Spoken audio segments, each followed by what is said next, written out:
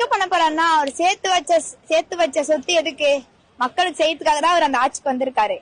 சரிங்க, இன்ன வரைக்குமே அவரோட பணத்தை தான் எல்லாருக்குமே செஞ்சிருக்காரு தவிர வேற எந்த ஒரு பணத்தையும் ஏமாத்தியோ இல்ல திருட்டு வேலை செஞ்சோ இல்ல ஊழல் பண்ணி எதுவுமே பண்ணி இன்ன வரைக்குமே அவர் எங்களுக்கு கொடுத்தது கிடையாது.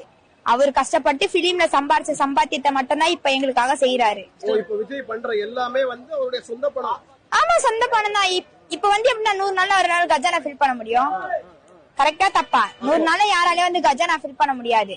அப்படி இருக்கும்போது அவரோட சொந்த பணத்தை தான் நமக்கு செய்யறாரு. கவர்மெண்ட் பணத்தை ஒரு பைசா தொடலன்னு இது வரைக்கும் அவர் ஒரு பைசா தொடர. சொந்த பணத்தை அவ்வளவு காசு மக்களுக்காக செலவு பண்றாரு. ஆமாண்ணா, யாரால செய்ய முடியும்? இது வரைக்கும் எந்த கட்சியாச்சும் அவங்க லேண்ட வித்து மக்களுக்கு செஞ்சாங்க சொல்லுங்க பாக்கலாம். யாராலுமே சொல்ல முடியாது.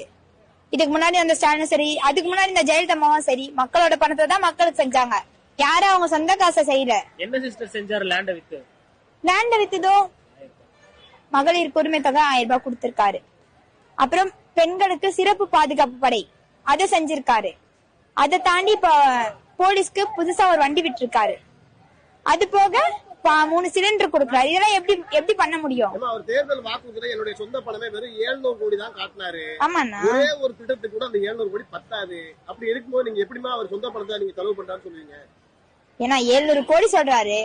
எப்படி சொல்றது, ஒரு குடும்பத்துக்கு எப்படி கிட்டத்தட்ட ஒரு கோடி எடுத்துக்கோங்க. 1 கோடி கூட அவரோட சிலிண்டர் அனுப்பிச்சா பாத்தீங்களா, அதுக்கே 400 கோடி.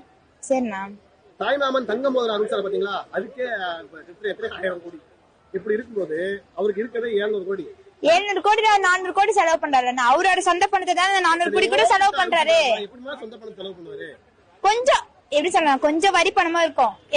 இது வரைக்கும் எந்த கட்சியிலுமே சொந்த பணத்தை யாருமே செலவு பண்ணல.